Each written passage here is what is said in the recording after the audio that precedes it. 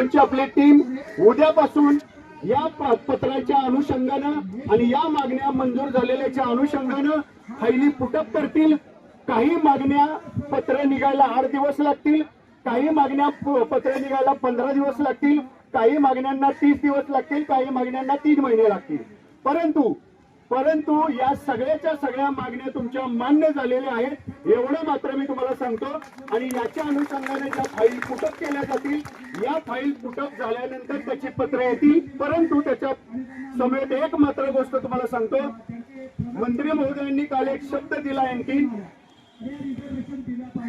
की समावेशनाच्या अनुषंगानं काल जी बैठक झालेली आहे त्या बैठकीच्या अनुषंगानं सगळ्या या कर्मचाऱ्यांनी हे आंदोलन स्थगित केल्यानंतर मी 2च दिवसाच्या कालावधीमध्ये तुमच्या 15% पगारवाढीचं पत्र तुमच्या हातामध्ये द्यायची व्यवस्था करतो। मध्ये 34,500 रुपये पगार होईल आणि त्याच्या पुढची श्रेणी मिळेल। हा सगळ्यात तुम्हाला महत्वाचा फायदा या ठिकाणी आहे। आणि मी खरं सांगतो की समायोजन प्रक्रियेच्या पूर्वी तुमचा पगार हा वाढ होणं हे सर्वात महत्वाचं होतं आणि ती पगार वाढ या ठिकाणी झालेली आहे।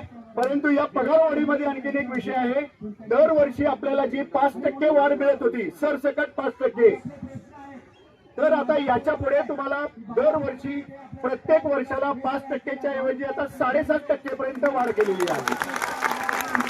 त्यामुळे मला असं वाटतं आणि अजून त्याच्यामध्ये आपण बदल काही करणार आहोत, कारण जे केंद्र शासनाच्या गाईडलाईन आहेत त्या केंद्र शासनाच्या गाईडलाईन अशा सांगतात पगारवाढीबद्दल की कोणताही कर्मचारी असेल ज्या कर्मचाऱ्याचा 11 महिने 29 दिवसाचा कार्यकाल एक ऑर्डर जर पूर्ण झाली असेल तर त्या कर्मचाऱ्याला कुठल्याही परफॉर्मन्स न बघता सरसकट 5% वाढ द्यायची आहे। हा केंद्र सरकारचा निर्णय आहे। जसं आपण म्हणतो की आपल्याला 5% मध्ये आउटस्टँडिंग, एक्सलंट, गुड